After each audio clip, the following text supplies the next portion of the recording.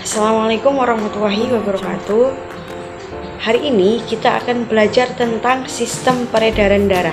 Sistem peredaran darah merupakan suatu sistem yang sangat penting dalam metabolisme tubuh, karena sistem peredaran darah memegang peranan penting dalam pengangkutan tubuh manusia.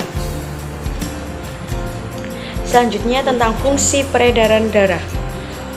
Fungsi peredaran darah yaitu yang pertama, mengangkut sari-sari makanan yang berasal dari usus ke seluruh bagian tubuh manusia.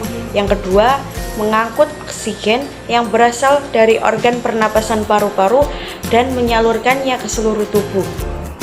Dan mengangkut karbon dioksida dari seluruh tubuh menuju ke paru-paru. Yang ketiga, mengangkut hormon dari tempat produksinya menuju ke bagian tubuh yang membutuhkannya. Yang selanjutnya, mengangkut zat-zat hasil proses metabolisme sel menuju ekskresi organ yaitu ginjal.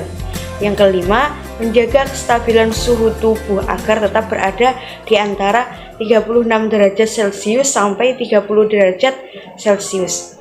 Dan yang terakhir, darah juga berfungsi untuk membunuh kuman yang masuk ke dalam tubuh kita. Itu merupakan fungsi dari peredaran darah.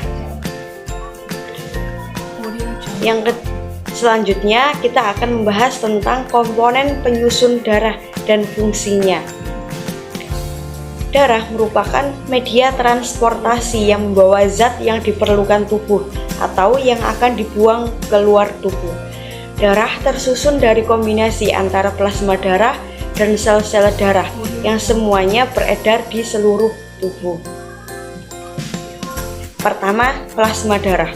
Plasma darah ini merupakan komponen darah yang berbentuk cairan, di mana plasma darah ini bertugas untuk mengangkut sel-sel darah yang kemudian akan diedarkan ke seluruh tubuh bersama dengan nutrisi, hasil limbah tubuh, antibodi, pembeku protein, serta bahan kimia seperti hormon dan protein yang membantu menjaga keseimbangan cairan tubuh.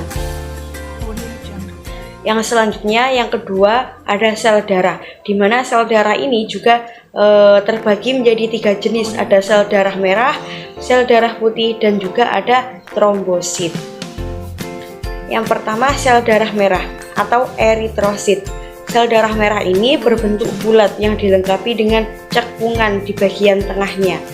Salah satu keunikan dari sel darah merah atau eritrosit ini yaitu dilengkapi dengan protein khusus yang disebut dengan hemoglobin, di mana hemoglobin ini bertugas dalam membantu komponen darah ini untuk membawa oksigen dari paru-paru untuk diedarkan ke seluruh tubuh, serta mengangkut kembali karbon dioksida dari seluruh tubuh menuju ke paru-paru untuk diedarkan. Yang kedua, ada sel darah putih atau leukosit. Dibandingkan dengan sel darah merah, sel darah putih memiliki jumlah yang jauh lebih sedikit. Tugas sel darah putih ini yaitu untuk melawan infeksi virus, bakteri, jamur yang memicu perkembangan penyakit. Sel darah putih ini terdiri dari neutrofil, limfosil, monosit, eosinofil, dan basofil. Yang ketiga ada trombosit atau keping darah. Trombosit atau keping darah ini berperan penting dalam proses pembekuan darah atau koagulasi saat tubuh terluka. Jadi trombosit ini akan membentuk sumbatan bersama benang fibrin guna menghentikan pendarahan sekaligus merangsang pertumbuhan jaringan baru di area luka.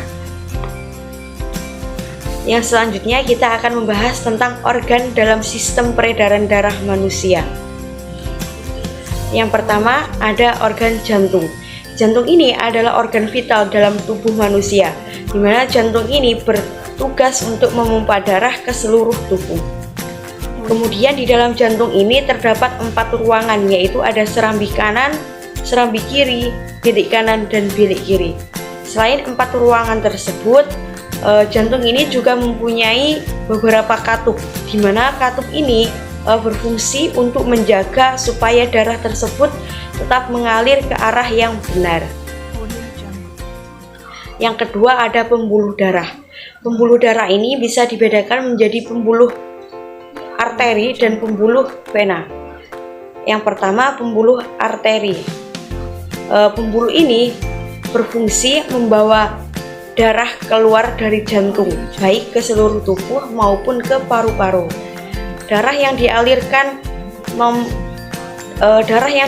pembuluh arteri ini mengandung banyak oksigen, kecuali pada arteri pulmonalis yang khusus membawa darah kotor untuk dialirkan ke paru-paru.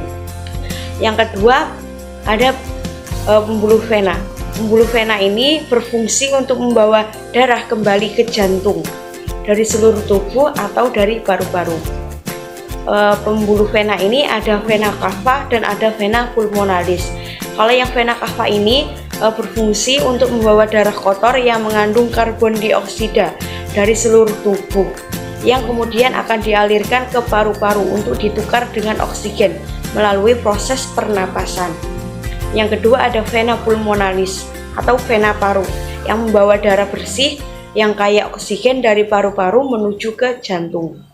Dan ada pembuluh kapiler, di mana pembuluh kapiler ini merupakan pembuluh darah kecil yang memiliki diameter kurang lebih sebesar sel darah merah, yaitu 7,5 meter. Yang selanjutnya ada perbedaan pembuluh nadi dan pembuluh balik. Yang pembuluh nadi atau pembuluh arteri yaitu berisi darah bersih atau kaya oksigen. Yang kedua, mengalirkan darah dari jantung ke seluruh tubuh. Yang ketiga, denyut terasa. Yang keempat, jika terluka darah meluncur deras. Yang selanjutnya, dinding pembuluh kuat, tebal, dan elastis. Dan yang terakhir, pembuluh nadi letaknya agak ke dalam, tersembunyi dari permukaan tubuh. Sedangkan yang pembuluh balik atau pembuluh vena yaitu berisi darah kotor atau kaya karbon dioksida. Yang kedua, mengalirkan darah dari seluruh tubuh ke jantung. Yang ketiga, denyut tidak terasa. Yang keempat, jika terluka darah hanya menetes. Dan yang terakhir, dinding pembuluh tipis dan tidak elastis. Dan pembuluh balik letaknya dekat permukaan tubuh dan tampak kebiru-biruan. Itu merupakan penjelasan tentang materi sistem peredaran darah. Sekian, wassalamualaikum warahmatullahi wabarakatuh.